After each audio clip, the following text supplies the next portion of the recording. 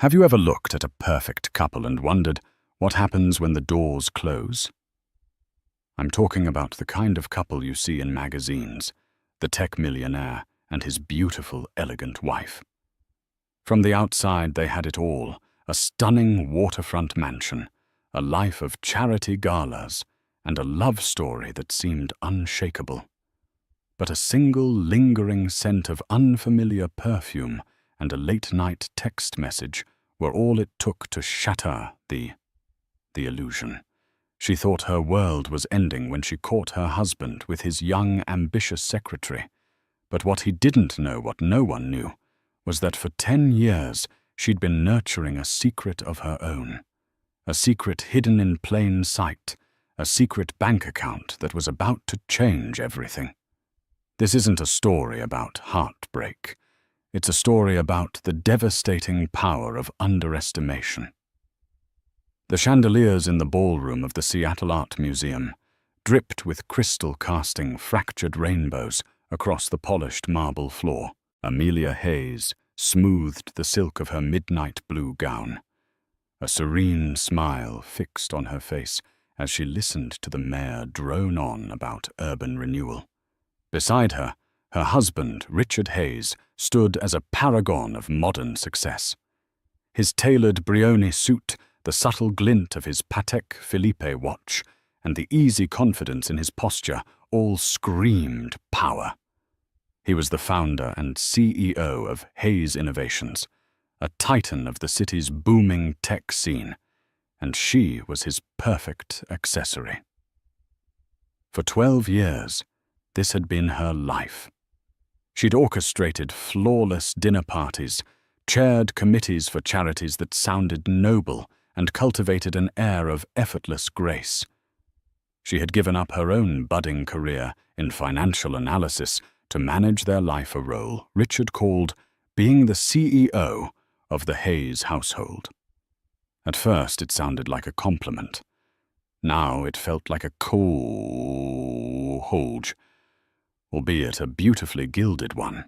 Their Medina waterfront home was a testament to his success, and her taste a sprawling architectural marvel of glass and steel, softened by her choice of warm woods and plush neutral fabrics.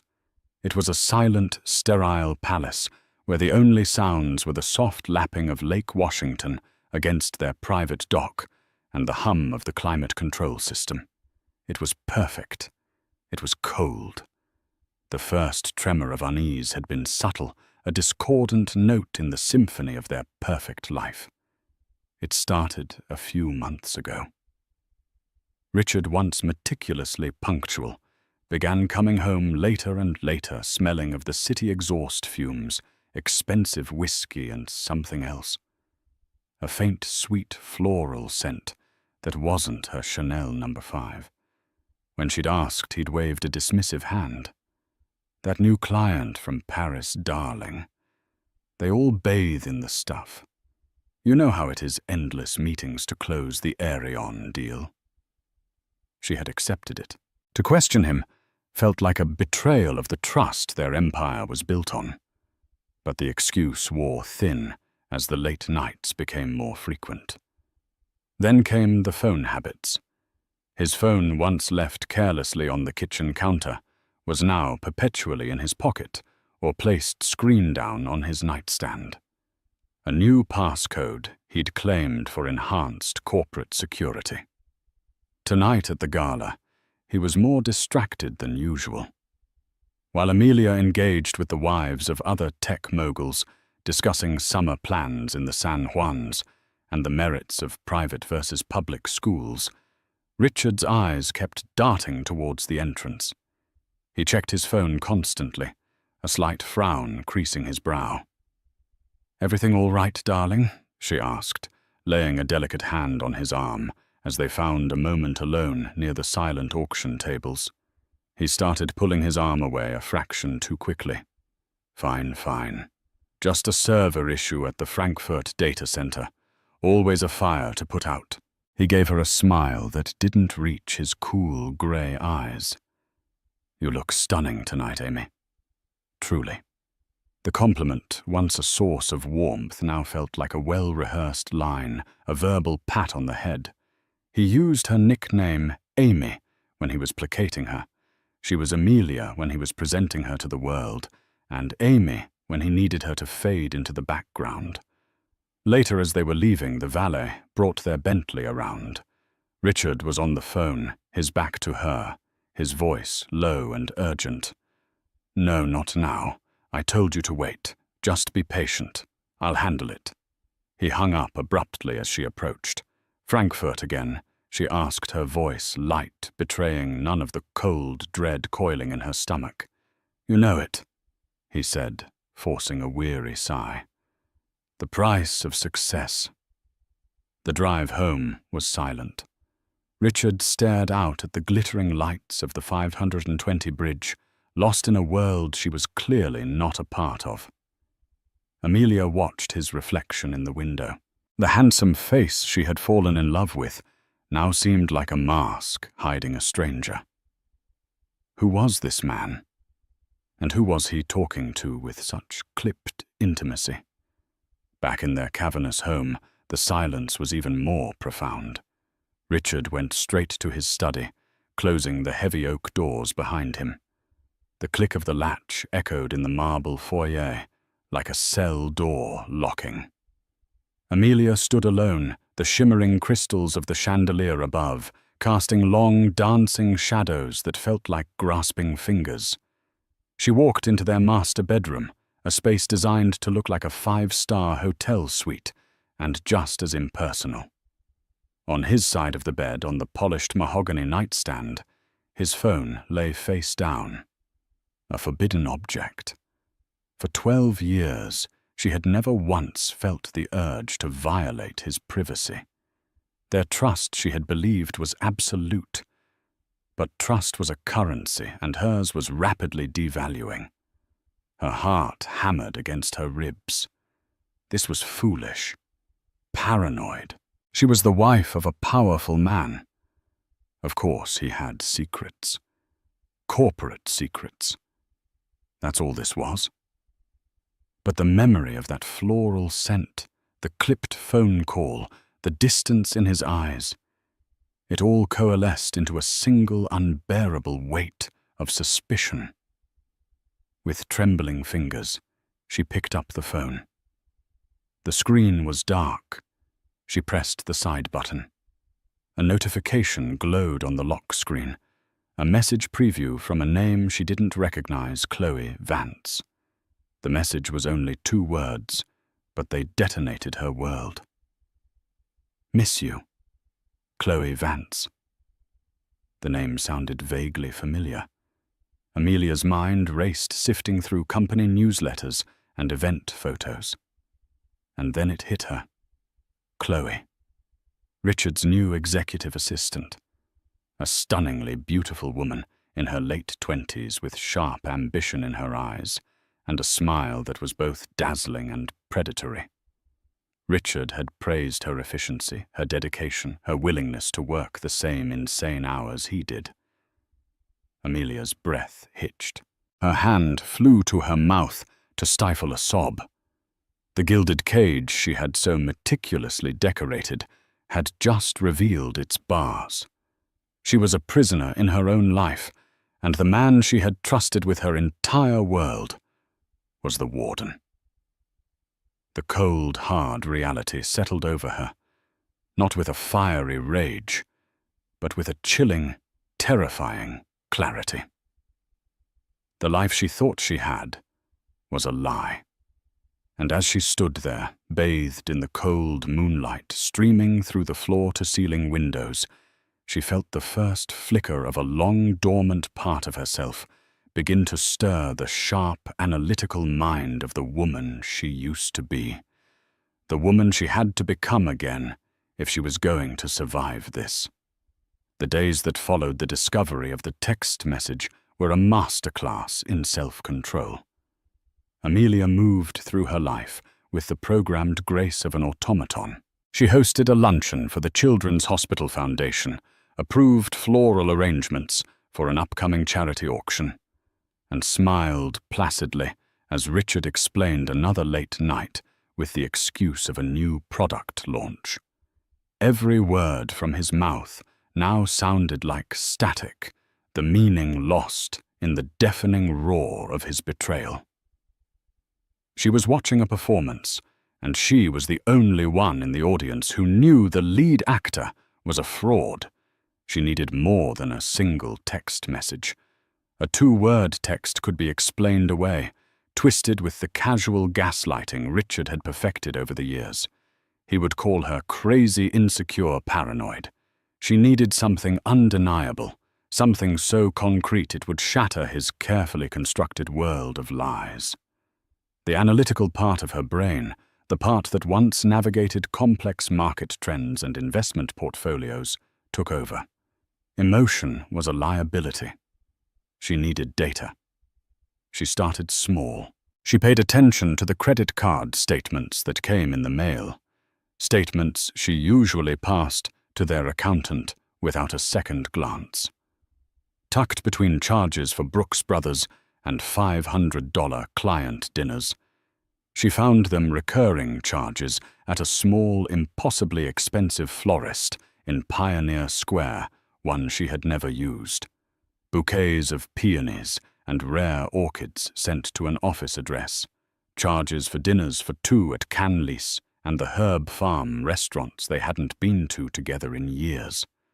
And the most damning of all, a charge from a boutique jeweler, Le Vian, for a delicate diamond necklace. A necklace she had never seen. The evidence was piling up, each receipt a brick in the wall growing between them. Yet it was still circumstantial. He could argue they were client gifts, corporate expenses. She needed to see it, to witness the betrayal with her own eyes. The opportunity came the following Friday. Richard called her in the afternoon, his voice smooth and apologetic. "Darling, I'm so sorry. The investors from Singapore just landed, and we have to do a full-day strategy session tomorrow. It's going to run late all day Saturday. I'll have to miss the charity polo match. Can you make my apologies?" The polo match was their social highlight of the season. For him to miss it was unheard of. The lie was so audacious, so bold, it left her breathless. She played her part. "Oh, Richard, what a shame. Of course I understand. Work comes first. I'll handle everything. You're the best, Amy. I'll make it up to you, I promise," he'd said, the lie dripping from his tongue like honey. On Saturday morning, she watched him pack a briefcase, feigning concern. "Will you be staying at the company's downtown apartment? It might be easier than driving back late." "Good idea," he said, kissing her cheek. The gesture felt obscene. "Don't wait up for me." As his Bentley pulled out of the long, winding driveway, Amelia's composure crumbled. She sank onto the cold marble of the foyer, the facade of the perfect wife dissolving into a storm of silent, gut-wrenching sobs. But as the tears subsided, they were replaced by a cold, hard resolve. This was it. She had done her research. A week ago, she had quietly installed a GPS tracker on his car, a small magnetic device she'd bought online. It felt like a sordid, desperate act, but desperation was now her reality. She opened the app on her phone. His car wasn't heading towards the Hayes Innovations headquarters downtown. It was heading north towards the picturesque seclusion of the Salish Lodge, the luxury hotel perched atop the breathtaking Snoqualmie Falls, a place known for romantic getaways. She changed out of her equestrian whites and into a simple pair of jeans and a dark jacket, pulling her hair back and hiding her face behind a pair of large sunglasses. She drove her own car, a modest Lexus SUV that Richard called her errand car, feeling like a spy in her own life. The hour-long drive was a blur of numbing dread and furious adrenaline. She parked at a distance, her heart pounding a frantic rhythm against her ribs. The app showed his car was in the guest parking lot. Now what? She couldn't just storm the lobby. She needed to be sure. She waited the minutes, stretching into an eternity. An hour passed, then 2. She was about to give up to convince herself she was wrong when she saw them.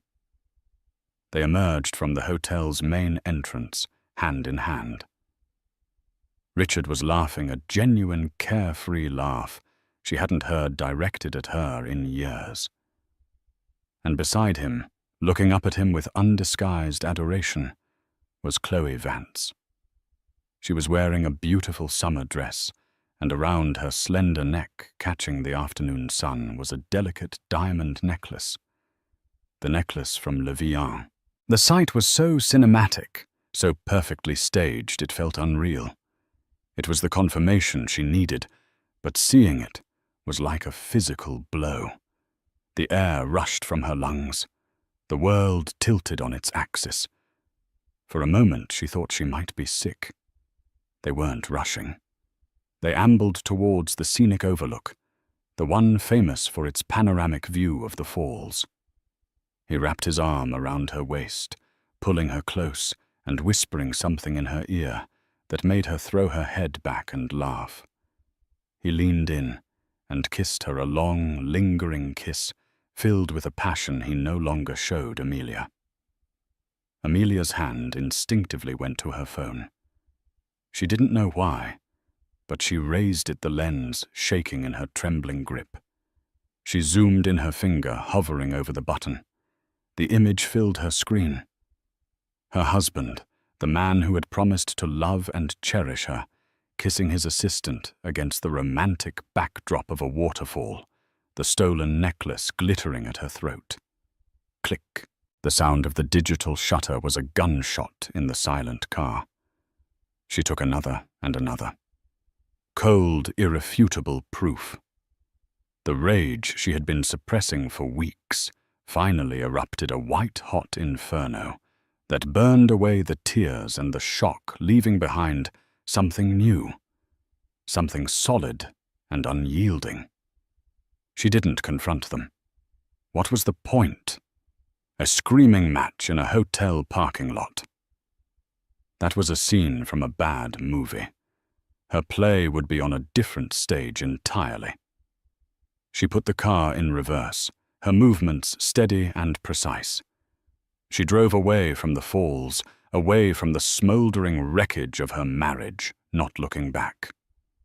The woman who drove to Snoqualmie Falls was a heartbroken wife. The woman who drove back to Seattle was an architect, and she was about to start drawing up the blueprints for Richard's demise. The drive back to Medina was a study in profound silence. The roaring waterfall was replaced by the low hum of the Lexus, a sound that seemed to amplify the ringing in Amelia's ears. She did not cry. The images she had captured were seared onto her mind, a digital monument to her husband's treachery. The grief was there, a vast hollow cavern in her chest, but it was overshadowed by a chilling razor-sharp focus. The question was no longer if her marriage was over, but how she would orchestrate its end. When she arrived back at the empty, echoing house, she didn't go to their bedroom, a room now tainted by his lies. Instead, she walked directly to the library. It was her sanctuary, the one room in the house that felt truly hers, lined with floor-to-ceiling shelves of books on history, art, and finance. It was the place she retreated to when the vapid social obligations became too much. She sat down at the antique mahogany desk that had belonged to her grandmother, Eleanor.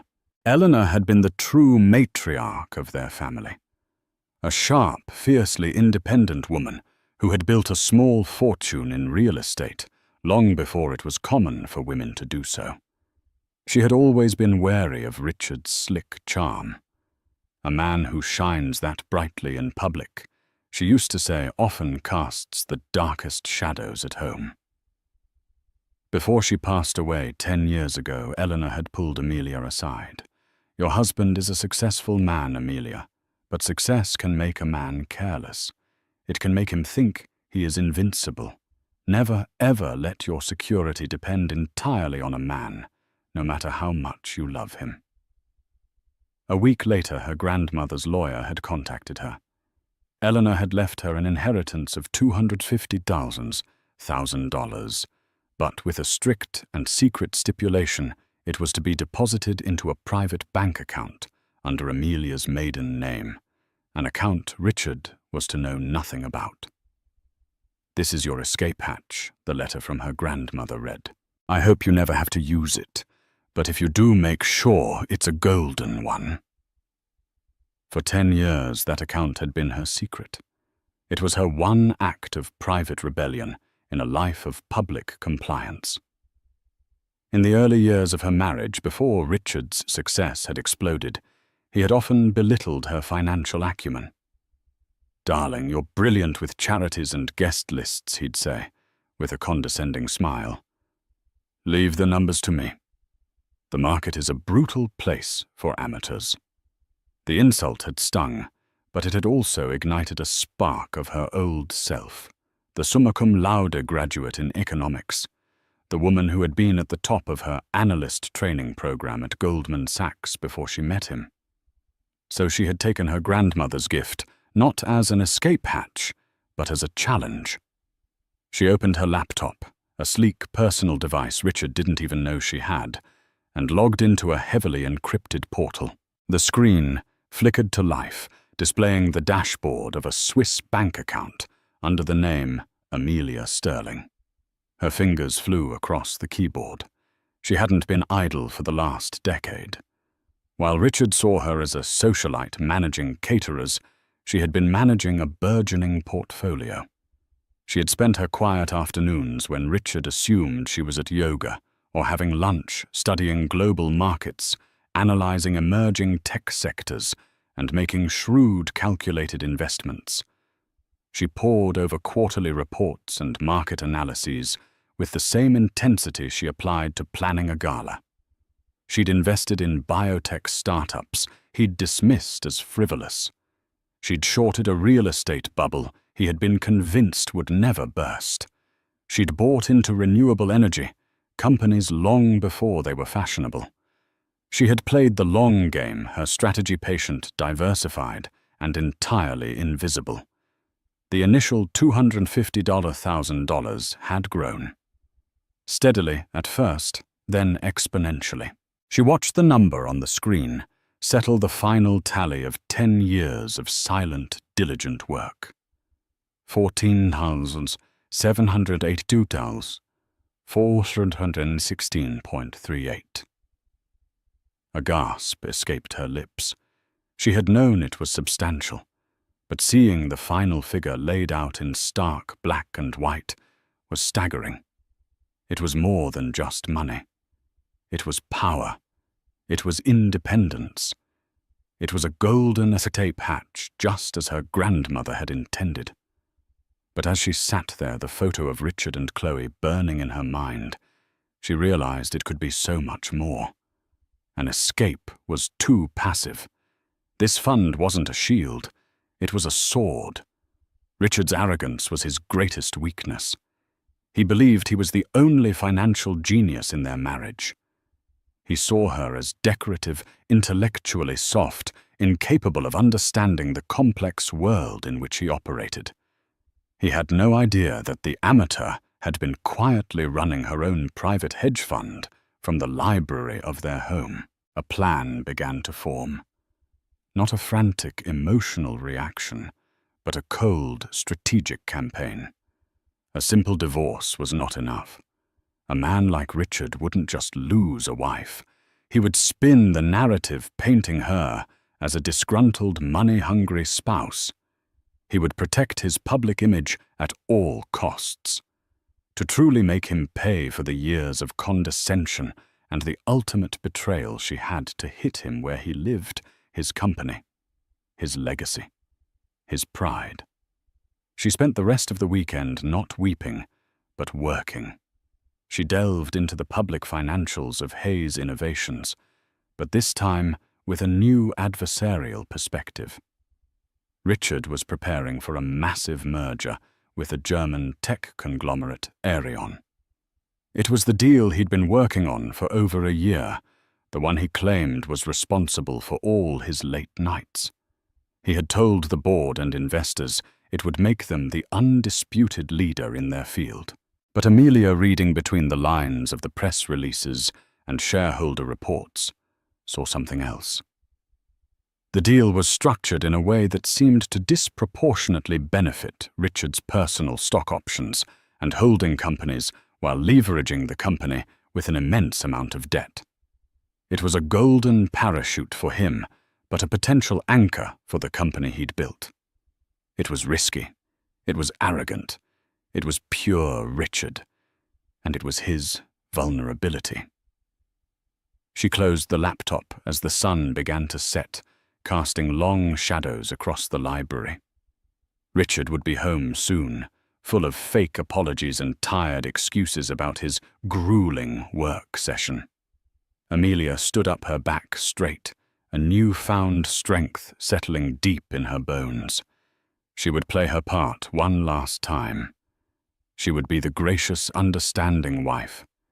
She would smile and she would nod. But behind the smile, the architect of silence was designing a new world, one built not on his lies, but on the foundations of his ruin. The game had changed. He just didn't know he was playing. The next few weeks were a delicate, dangerous dance. Amelia maintained the veneer of normalcy with a discipline that surprised even herself. She listened to Richard's embellished stories about the Aerion merger negotiations, feigning interest and offering supportive smiles. Inside, she was a whirlwind of focused activity, operating with the covert precision of a spy. Her days were no longer filled with charity committee meetings and social calls. They were spent in quiet consultation with a new, very different kind of team. Her first move was to hire Evelyn Reed. Evelyn was not a typical high-powered divorce attorney from a glossy downtown firm. She was a legend in certain circles, a semi-retired forensic accountant turned private investigator who specialized in uncovering the financial sins of the rich and powerful. She was in her late 60s, with sharp, intelligent eyes and a no-nonsense demeanor that Amelia found immensely comforting. She worked from a discreet office in an old brick building in Georgetown, far from the gleaming towers where men like Richard made their fortunes. Amelia laid out the entire story in Evelyn's quiet, book-lined office, ending with the photographs from Snoqualmie Falls and the balance of her secret Swiss account.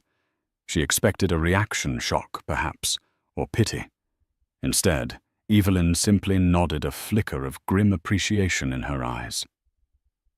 "Good for your grandmother," Evelyn said, her voice a low rasp. "And good for you for turning it into a war chest. Most women in your position come to me with tears and suspicions. You've come with evidence and capital. This changes the entire dynamic." Evelyn's first task was to conduct a deep-dive financial audit of Richard and Hayes Innovations, using channels that wouldn't raise any red flags. While Evelyn's team began tracing the labyrinthine network of shell corporations and offshore accounts Richard used to hide his personal wealth, Amelia turned her attention to the company itself. She knew she couldn't simply dump her $14 million into Hayes Innovation stock. It would be too obvious and wouldn't give her the kind of leverage she needed. Her strategy had to be more subtle, more insidious. She began to build a different kind of portfolio. Working through her Swiss bank and a series of anonymous brokerage accounts set up by Evelyn's contacts, Amelia began acquiring strategic assets. She didn't just buy stock in Hayes Innovations. She bought shares in its key suppliers.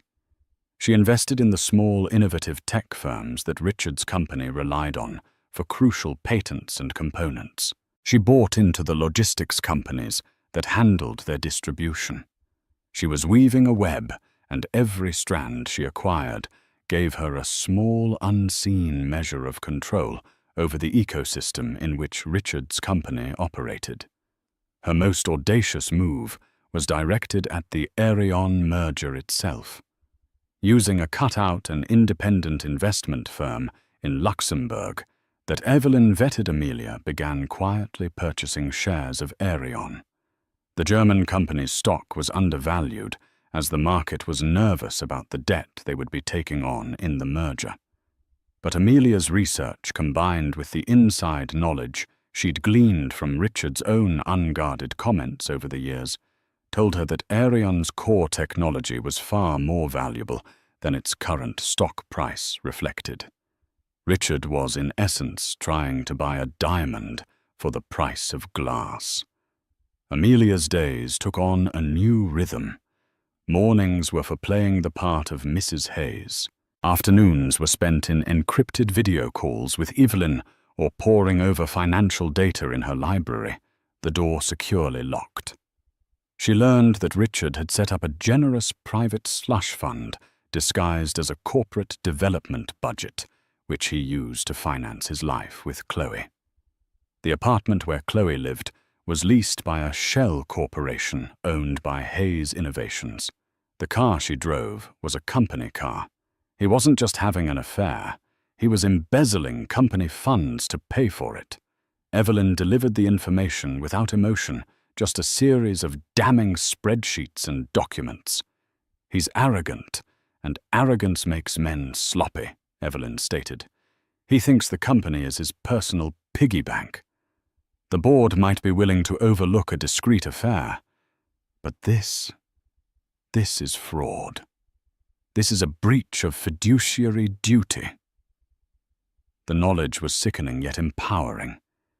Each piece of evidence was another stone in the foundation of her case. Richard's betrayal wasn't just personal. It was a deep-seated character flaw, a rot that permeated every aspect of his life. He felt entitled to take whatever he wanted: her career, her trust, his company's money, without consequence. One evening, Richard came home in a triumphant mood. He poured 2 glasses of champagne, handing one to her with a flourish. "To the future, Amy. We're in the final stages. A few more details to iron out, and the Arion deal is done. This will cement my legacy." Amelia raised her glass, her expression carefully neutral. "That's wonderful, Richard. You've worked so hard for this." "It's all been for us," he said, looking at her with an earnestness that made her stomach turn. "To secure our future." She smiled, a cold, brittle thing. "Our future." She repeated the words, tasting like ash in her mouth. She took a sip of the champagne, its bubbles fizzing on her tongue. It tasted like victory, but not the victory he was celebrating. She was no longer just building a case for divorce. She was building an arsenal. And as she looked at her husband, so smug and self-assured in his presumed triumph, she knew he had absolutely no idea he was standing on a battlefield of her creation. The day of the final board meeting to approve the Arion merger arrived with the kind of crisp, clear Seattle sky that felt like a lie. For Richard, it was supposed to be the coronation of his career. For Amelia, it was Judgment Day. In the week leading up to it, Evelyn's work had culminated in a thick, meticulously organized binder. It contained bank statements, lease agreements, email trails, and sworn affidavits. It was a complete and utter demolition of Richard Hayes's professional and personal life. Armed with this, Amelia's lawyer had drafted the divorce filing, but they held off on submitting it. The timing had to be perfect. Amelia's own preparations were complete. Through her various holding companies and the Luxembourg firm, She had quietly amassed a 7% stake in Aerion, the German company. It wasn't a controlling interest, but it was enough to make her a significant minority shareholder, a voice that could not be legally ignored, especially in a contentious merger. More importantly, she now held sway over two of Hayes Innovation's key suppliers, giving her indirect leverage that no one on the board could possibly anticipate. The plan was audacious, a high-wire act with no safety net. Evelyn had urged caution. "You have enough to ruin him in a divorce court, Amelia. You don't need to do this. It's risky." "A divorce court will give me his money," Amelia had replied, her voice steady. "I want his respect, and the only way to get that from a man like Richard is to beat him at his own game." The board meeting was scheduled for 2:00 p.m. at the Hayes Innovations headquarters. At 1:30 p.m., Amelia walked into the gleaming lobby of the skyscraper. She was not dressed as Mrs. Hayes, the society wife. She wore a bespoke graphite grey suit, her hair pulled back in a severe, elegant chignon. She looked like what she once was, and was again a formidable financial mind. She was met at the elevator by Michael Peterson, the company's general counsel and an old friend of Richard's. He looked at her in surprise. "Amelia." "What a surprise. Richard didn't mention you were stopping by. He doesn't know," she said, her tone leaving no room for argument. "I need a word with the board. It's a matter of shareholder importance." Confusion warred with professional obligation on Michael's face. "The board is about to go into a closed session for the merger vote." "I'm aware," Amelia said, stepping into the elevator. "That's precisely why I'm here." She arrived at the 40th floor, the executive level, and was escorted to the main boardroom. The long, polished mahogany table was surrounded by the company's board members, a collection of stern, powerful men in expensive suits. Richard was at the head of the table looking over his notes. When he saw her, his face went from shock to annoyance. "Amy, what on earth are you doing here? This is a closed meeting." His voice was a harsh whisper, meant for her ears only.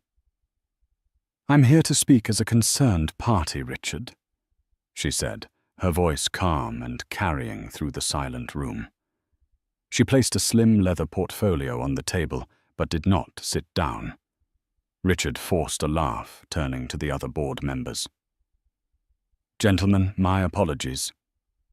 My wife is obviously confused. Amy, we can talk about this at home." "No, Richard. We'll talk about it now."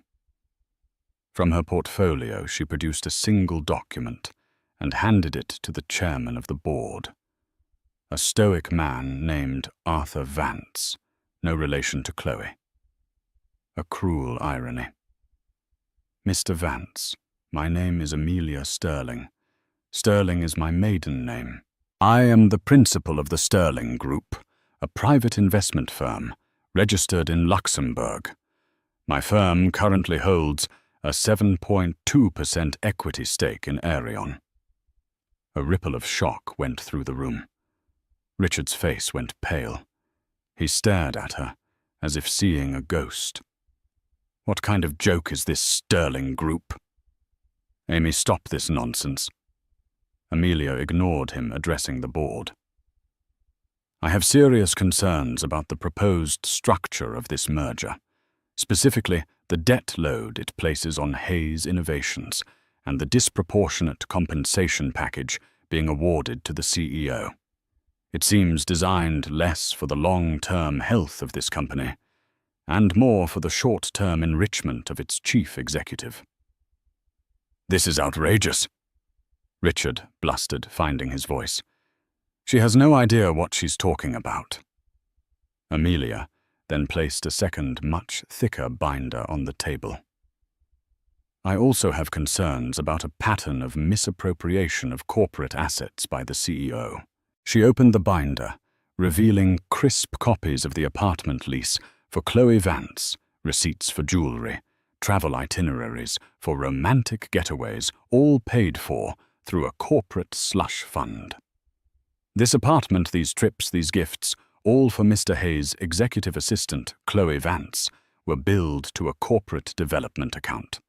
I believe the term for that is embezzlement. A clear and profound breach of fiduciary duty to this company and its shareholders. The silence in the room was absolute. The board members stared first at the documents, then at Richard, whose face had drained of all color. He looked at Amelia, his eyes wide with a mixture of disbelief and pure fury. He saw for the first time not the compliant wife he had molded, but the brilliant woman he had tried to erase. As a significant shareholder in the company you are about to acquire, Amelia continued, her voice cutting through the tension like glass, the Sterling Group cannot and will not approve this merger under the current leadership. We have no confidence in Mr. Hayes's governance or his character.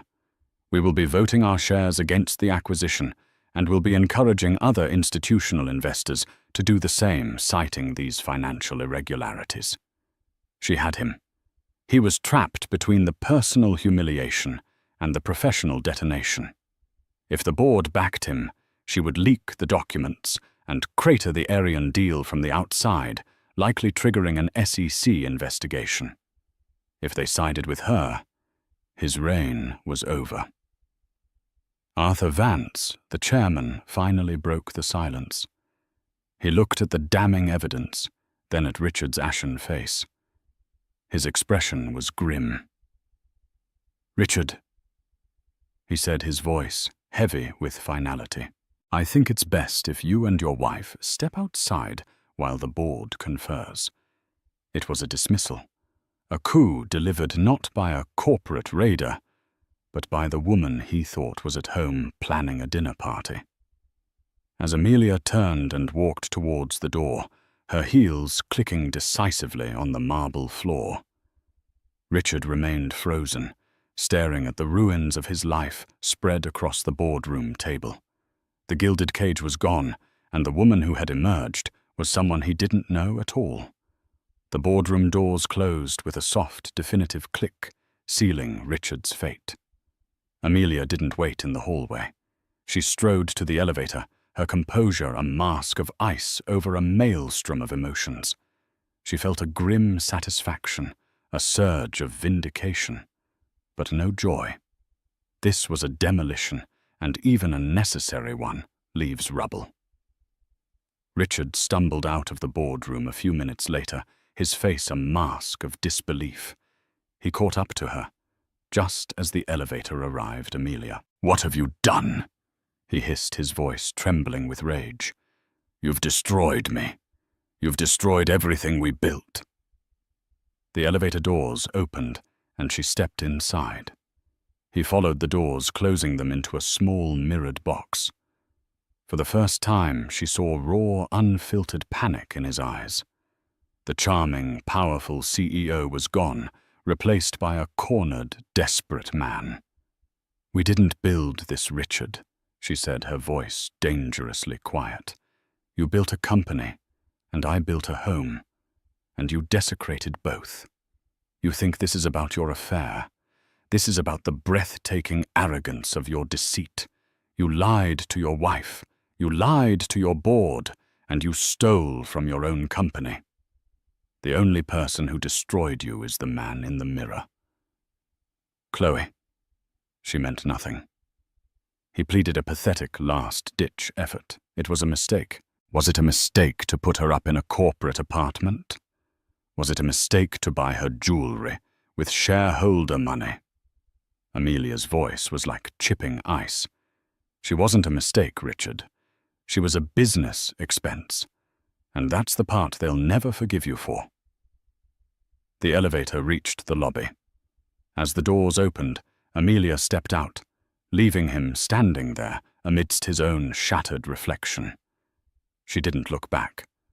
The fallout was swift and brutal. By the end of the day, the board of Hayes Innovations had requested Richard's immediate resignation. Faced with the threat of a full-blown SEC investigation and a shareholder lawsuit led by the mysterious and suddenly powerful Sterling Group, he had no choice but to accept. The news of his departure, citing personal reasons, was sent out in a sterile press release by morning. The Aryan merger was put on indefinite hold. The German company, spooked by the sudden leadership change and rumors of financial impropriety, backed away. Richard's legacy, the deal meant to cement his place in the pantheon of tech gods, had evaporated overnight. His personal life imploded with equal speed. When the news broke, Chloe Vance was unceremoniously fired. Her corporate apartment lease was terminated, the company car repossessed. Richard, stripped of his power and his corporate credit cards, was of no more use to her. Her calls to him went unanswered. She was collateral damage in a war she hadn't even known was being fought. The day after the board meeting, Richard arrived home to find the locks changed. A stoic security guard hired by Amelia handed him a box containing a few personal effects and a letter from her attorney. It informed him that divorce proceedings had been initiated and that he was to have no contact with her outside of their legal counsel. The Medina mansion, purchased before their marriage, and thus not community property under their prenuptial agreement, was hers. The story leaked, as it was always bound to do. The business journals were circumspect, speaking of a shareholder revolt and questions of corporate governance. The society pages were far more direct. Whispers turned into headlines. Tech titan Richard Hayes, ousted amid scandal. They painted a sordid picture of embezzlement and a tawdry office affair. The public image he had so carefully cultivated was shattered, replaced by the caricature of a greedy, cheating cliché. He was a pariah in the city he once ruled. Amelia, meanwhile, was shielded from the public fallout. She remained in the house on the lake, the silence now a comfort rather than a curse. She watched the news reports dispassionately. The man on the screen, hounded by reporters outside his lawyer's office, looked like a stranger, haggard, broken and small. A month later, they met in a sterile conference room to sign the final divorce papers. Richard looked 10 years older. The arrogance was gone, replaced by a hollow-eyed weariness. He didn't speak to her, directing his few mumbled words to his lawyer. He signed the documents officially dissolving their marriage and relinquishing any claim to her personal assets, a portfolio which his lawyers had discovered with astonishment was now significantly larger than his own diminished net worth. As he pushed the papers across the table, his eyes met hers for a fleeting moment. There was no anger left, only a profound, bewildered sense of defeat. He finally understood. He hadn't been married to a decorative object. He had been married to a queen, and he had been too blind to see the crown. Amelia signed her name with a steady hand. Amelia Sterling. It felt like coming home. She walked out of that office not as a scorned wife or a wealthy divorcee, but as the architect of her own life, ready to build something new on the land she had cleared. The months following the divorce were not a time of celebration, but of quiet, deliberate reconstruction. The media frenzy, a voracious but fickle beast, eventually moved on to the next scandal, the next fallen titan. Richard Hayes became a cautionary tale, whispered at cocktail parties and business lunches, a ghost in the city he once sought to conquer. Reports trickled in that he had sold his remaining devalued stock and moved to Scottsdale, disappearing into a life of sun-drenched obscurity and golf courses, a gilded purgatory of his own making.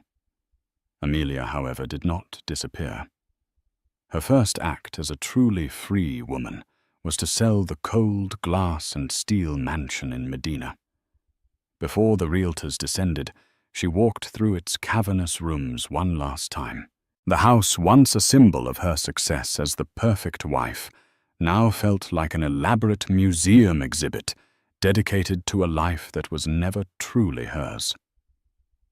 The sunlight streamed through the immense windows, illuminating dust motes dancing in the air where priceless art had once hung. The echoes of her footsteps on the marble floors sounded like a final lonely farewell.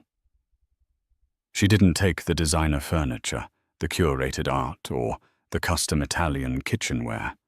She took only her books, a small, beautiful painting of the sea her mother had given her, and a framed photograph of her grandmother Eleanor. Everything else represented a lie, and she was done with lies. She found her new home not in the secluded enclaves of the ultra-wealthy, but on a tree-lined street on Capitol Hill. It was a beautiful, historic brownstone, filled with the kind of warmth and character that can only be earned over a century. It had built-in bookshelves that groaned with history, a fireplace that crackled with life, and a small walled garden where she could feel the earth on her hands. The silence that filled this home was not the sterile, empty silence of the Medina mansion. It was a peaceful, contented silence, rich with the promise of a life authentically lived. For the first month, she did very little. She read, she gardened. She reconnected with the few friends who had known her before she became Mrs. Richard Hayes. She could have retired. She had the means to spend the rest of her days traveling the world in opulent comfort, managing her vast fortune from a distance. It was the life everyone, including Richard, had assumed she wanted. But as she sat in her library one rainy afternoon, looking at the staggering numbers in her portfolio, she felt a profound sense of emptiness. The money had been a weapon, a tool for liberation. But what was its purpose? Now, her eyes fell upon the photo of Eleanor, her grandmother's sharp, intelligent gaze, seeming to look right through her. She remembered Eleanor's words not just from her letter, but from a conversation they'd had long ago. Money is a tool, Amelia. It can build a cage, or it can forge a key. The choice is in the hands of the woman who holds it. Her grandmother had given her an escape hatch, a key, and in that moment, Amelia knew what she had to do. She wasn't meant to simply enjoy her freedom. She was meant to forge keys for other women. She liquidated a significant portion of her portfolio and began the arduous but rewarding process of creating the Eleanor Sterling Foundation. Its mission was simple, yet revolutionary in its focus to provide financial literacy education, legal aid, and seed funding for women seeking to escape abusive or controlling relationships. She knew firsthand that financial dependence was the strongest, most invisible bar on any cage. Her first hire was a woman named Jessica Morales, a sharp, passionate lawyer who had spent a decade working pro bono for domestic abuse survivors. Jessica was initially skeptical, arriving at their first meeting in Amelia's brownstone with a wary professionalism. She'd seen wealthy, bored divorcees start vanity charities before. "With all due respect, Mrs. Sterling," Jessica began. "It's Amelia," she corrected gently. "And I understand your hesitation, but I don't want to just write checks. I want to build a system. A woman who leaves an abusive partner doesn't just need a shelter for the night. She needs to know how to open a bank account he can't touch. She needs to understand her credit score. She needs the capital to secure an apartment and the skills to get a job that can support her and her children.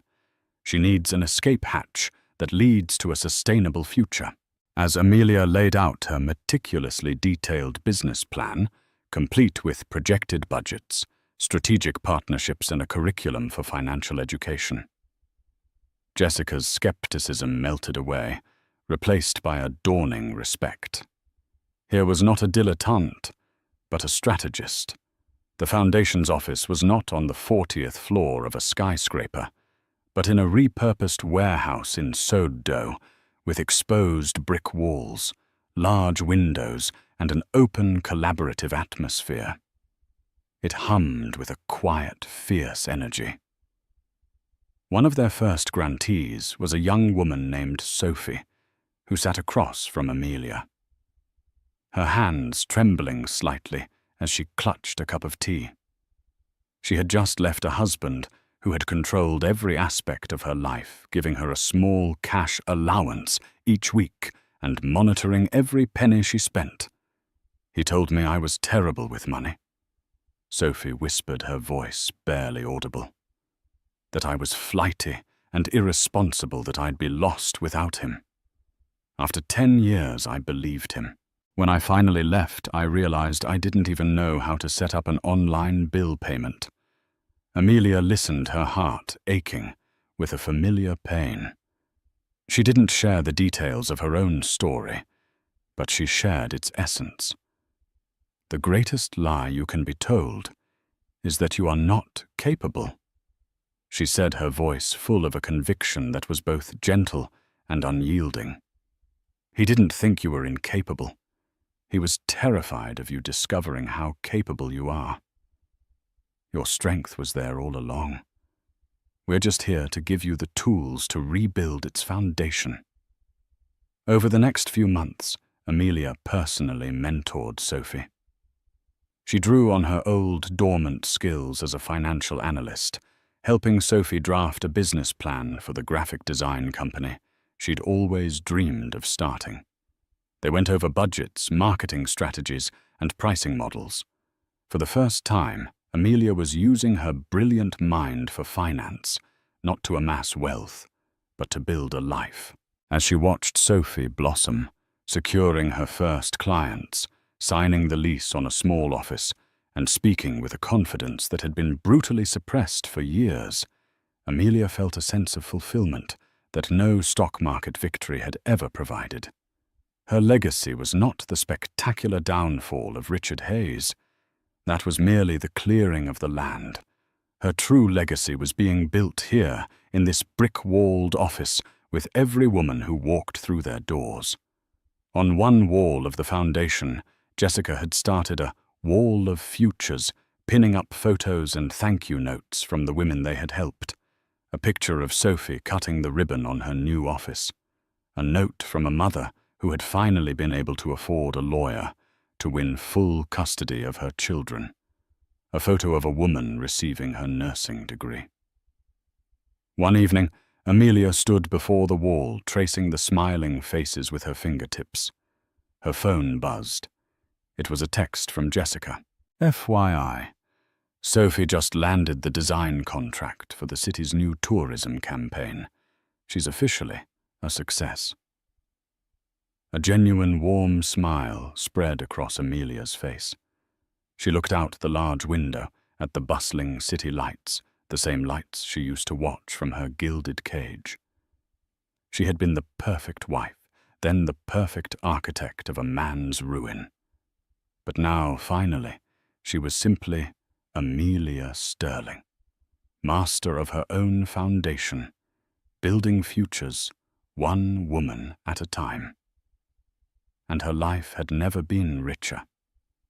Amelia's story shows us that the quietest person in the room is often the most powerful. She transformed her pain into a strategy and used the very skills her husband dismissed to reclaim her life and build a new legacy. It's a powerful reminder that underestimation is a dangerous game, and true strength isn't about the life you're given, but the one you have the courage to build for yourself. What did you think of Amelia's incredible journey from a betrayed wife to a powerful philanthropist? Do you think her revenge was justified? Let us know your thoughts in the comments below. We read every single one, and your perspective makes this community what it is. If this story moved you or made you think, please hit that like button. Share it with someone who needs to hear it. And don't forget to subscribe to our channel for more real-life stories of incredible resilience and unexpected twists. Thank you for listening.